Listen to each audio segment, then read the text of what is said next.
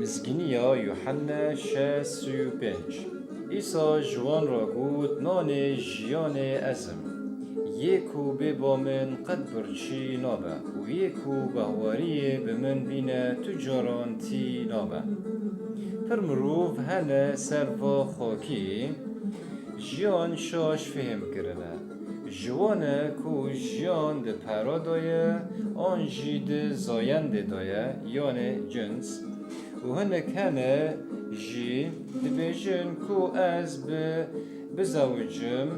و مالک من هبه و همی درد من و چاره ببه و از شاب ببم و از ببم پادشاهی و جیانه و وصا و هانا لی اف همی نشاشنم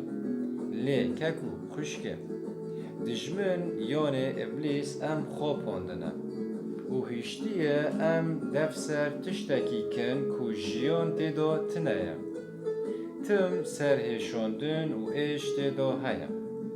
دجمن دهله کو ام جبو تشتن جیانی یانه دنیاوی ای ام نکارن بخورا ببن ترباخا آنجی عزمین پی مجول ببن بلا هر تم دبالا تدابه همی تشت و شونتا بمینه باشم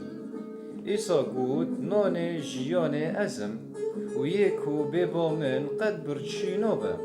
و یکو بهواریه به من بینه تجاران تینابه یعنی شاهی و جیان و کیف به خدان رایه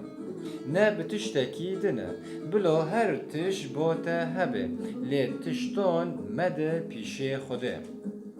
جملتی خو حز بکه و جوان را لاوان بکه و تو به چه دکاره آلیکاریا ملتی خو بکه و دلی مبه ما تو دخوازه هر تم شابه ایسای روناهی ایرو گازی تدکه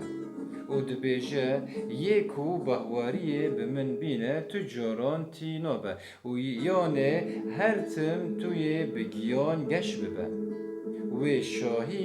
شاهی راستی و جیان راستی توی بوی را ببینه ایجار نان جیان او ایسای روناهیه بوی شابه و جبوی بجی